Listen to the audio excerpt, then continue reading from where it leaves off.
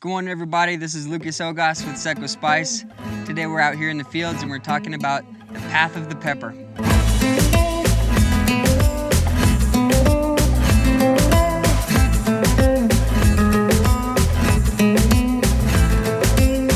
So here's kind of where the magic happens. You can see here we've got all of our trailers and everything like that. We're ready to start harvesting.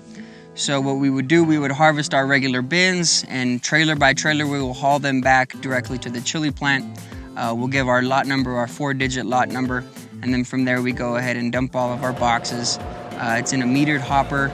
You gotta constantly watch your feed, because if you overdo inside your chili plant, you can break all your machines and things like that. So we're gonna start with dumping the box. It's gonna go inside for ladies to manually inspect with their hands. They're gonna sort and grade any foreign material off, whether that's plastic or wood that's come off any boxes, any trash that came in from the field, anything that's not a chili pepper, we go ahead and toss out. We're gonna put it into a rock tank and rinse it to make sure that any rocks or dirt comes off any of your chili. We're gonna spin it to make sure that all the water that was just impregnated comes out. We're gonna go ahead and chop it so that way it can go ahead and dehydrate a little bit faster, because if it's a whole pod, it won't dehydrate properly. So we're gonna chop it, we're gonna level it on a tray, and we're gonna stack it 20 high, and then we're gonna put it in the tunnel. From there, you should have even depth, even drying times, everything like that, with amongst your whole, say, 30 car load, 35 car load. All those dry cars will go ahead and come out. You'll have a dry pepper. From there, that dry pepper will go into our prep room. Again, this is all over a course of about 5-10 magnets just to this point in time currently. From there, we can go ahead and decide if it's gonna go to the color extraction, if it's gonna go ahead and be used for our blends and be milled and chopped, if it's gonna go to for enchilada sauce. It has to be de-seeded and de-stemmed, which we can do there mechanically. From there, that prep that has been made, we'll go ahead and take it into the mill rooms. Whether it's organic or not, we have dedicated mills and rooms for organic milling and conventional milling. From there, we mill it to a nice fine 40 mesh powder, where it's almost as fine as like a flour type material. We'll sort it one more time after we go ahead and, because water has to be introduced, we'll sort it another time for final production. We'll go ahead and enter it into our steam sterilization process. It's a electrified screw with steam also impregnated at 205 degrees Celsius. From there, it's dropped down into another process to cool that material. It's a hollow cylinder that's pumped with chilled water and air-conditioned air inside the trough to bring it down from 205 Celsius to 45 degrees Fahrenheit, which is another shot kill for another log grade reduction for the microbes in there.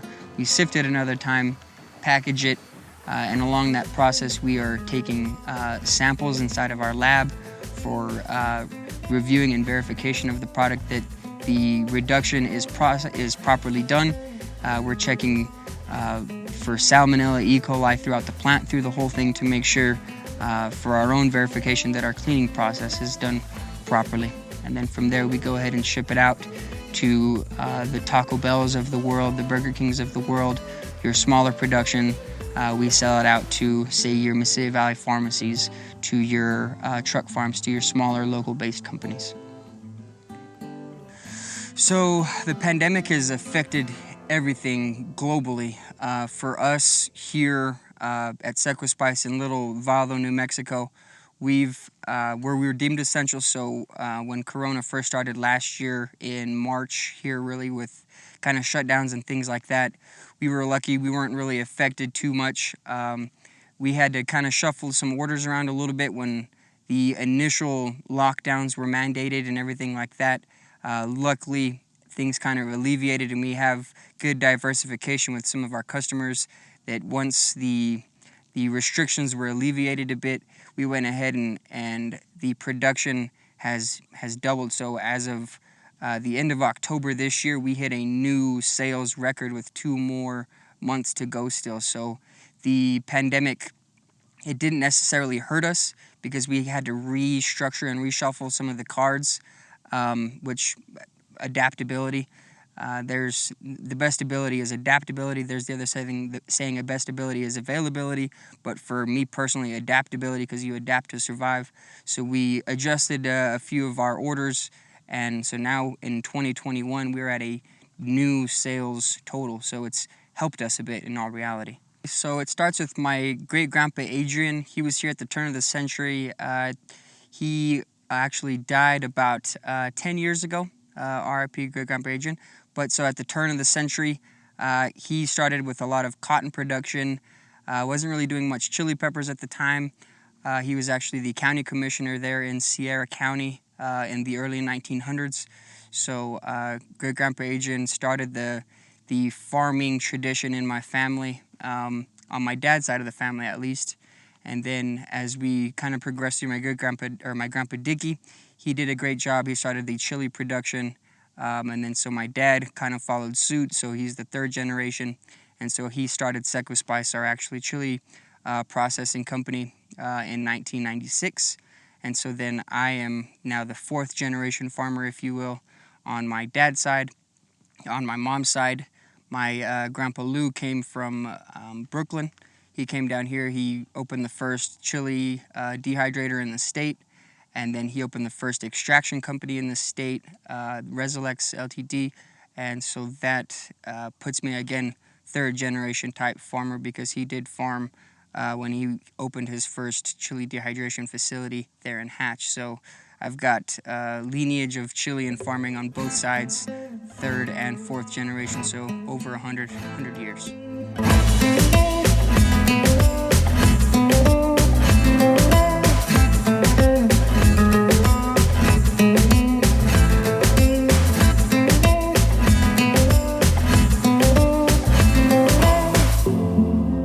Since Seco Spice has been in business since 1996, we've employed a number of local people. So we, on average, have about 75 people on staff. So we're constantly helping local communities here on site, not to mention all the farmers here locally that we're constantly buying product from, or even the rotation for chili to be inside of.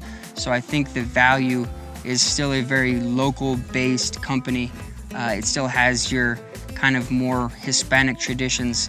You have your different fiestas that you have on the weekends and things like that. You might go ahead and buy platos for all your people just to help that Saturday production. So the value is still a very kind of mom-pop type business that we have here at Seco Spice, that still believes in helping the people that help us make money. So it's all one big family here at Seco Spice is kind of the idea that we like to be, since we are still producing commercially, but we are still a mom and pop company that keeps a very true family value, a local family value here with Seco Spice.